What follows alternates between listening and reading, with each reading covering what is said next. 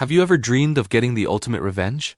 Of returning from the ashes, more powerful than anyone could imagine, to settle old scores? Well, today we're diving into one of the greatest revenge stories ever told.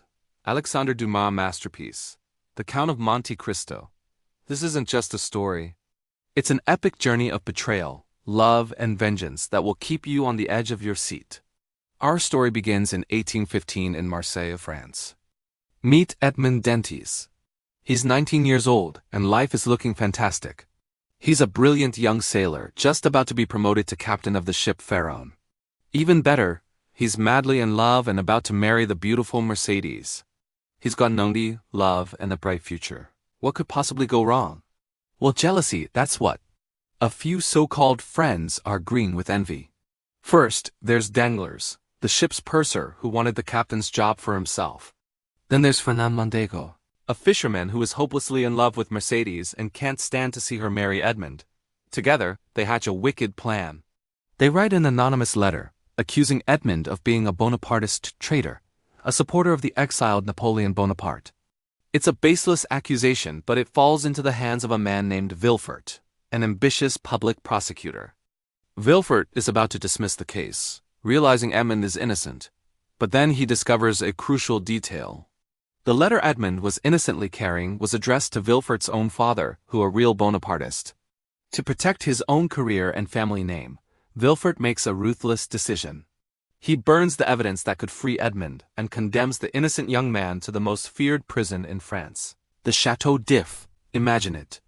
One day you're on top of the world, and the next you're thrown into a dark, isolated cell with no trial, no explanation, and no hope. Edmond is plunged into despair. Years pass.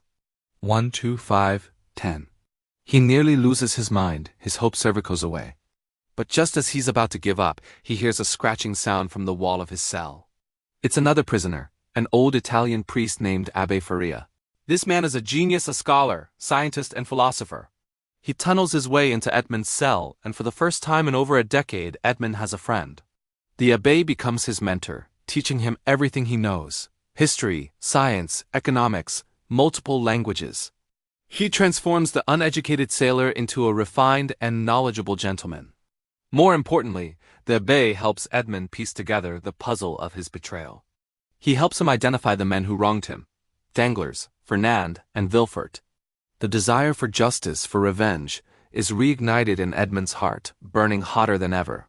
Before he passes away, the abbé entrusts Edmond with his greatest secret: the location of a colossal, legendary treasure hidden on the tiny island of Monte Cristo. After 14 long years in prison, Edmond a daring escape. He sews himself into the abbé's burial sack and is thrown into the sea. He survives, finds the island of Monte Cristo, and unearths a treasure found beyond Jehovah's wildest dreams. With this immense fortune, Edmond Dantès is reborn. He is no longer the naive young sailor. He is the Count of Monte Cristo. Now, we enter the second half of the story. It's years later, and the Count of Monte Cristo arrives in Parisian high society. He is mysterious, impossibly wealthy, charming, and sophisticated. No one recognizes him as the young man who was destroyed years ago. His old enemies are now at the pinnacle of French society. Fernand Mondego, who married a heartbroken Mercedes, is now the Count de Morcerf, a celebrated general. Danglars is a baron and one of the richest bankers in Paris, and Villefort is the Procureur du Roi, the chief prosecutor, a man of immense power and influence. They are living a life of luxury, built on the ruins of Edmond's happiness. The Count begins to weave his intricate web. This isn't about simple, bloody revenge. Oh no, his plan is far more surgical, more psychological. He becomes a master manipulator, an agent of providence, as he calls himself. He uses his vast wealth and knowledge to expose the secret crimes and corruption of each of his enemies, one by one. He doesn't just want to destroy them. He wants them to suffer as he suffered. He wants them to lose everything they hold dear: their reputation, their wealth, their family, their honor. For Danglars, he engineers financial ruin, bankrupting him and forcing him to experience the gnawing pain of hunger. For Villefort, she unearths a dark family secret, a hidden crime that shatters his public image and drives him to madness. And for Fernand, he exposes him as a traitor who betrayed his benefactor in Greece, leading to his public disgrace. Fernand's world collapses. His wife, Mercedes, the only one who eventually recognizes the Count and his son abandon him. Faced with total ruin, Fernand takes his own life. The Count's revenge is methodical, brilliant, and devastating. But as his plans unfold, he sees the collateral damage. Innocent people, like Villefort's wife and young son, are caught in the crossfire and suffer tragic fates. The Count, who saw himself as an instrument of God's justice, begins to question his own actions. Has he gone too far? Has his quest for vengeance turned him into a monster Justica as a Jeho enemies? This is where the story becomes truly profound. It's about forgiveness, redemption, and the human cost of revenge. The Count realizes that he cannot play God. He saves the life of his enemy's daughter, Valentine, and helps her find happiness. He has to confront a great moral question. After you've achieved your ultimate revenge, what's left?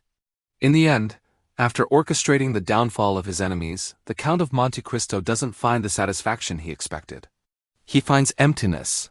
His final act is one of mercy and hope.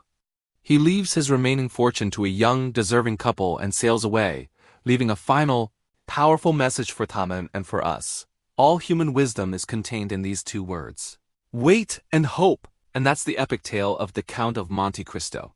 It's a story that has everything: adventure, romance, betrayal, and the revenge plot so intricate it will blow your mind. It's a timeless lesson on the corrupting nature of vengeance and the ultimate power of hope.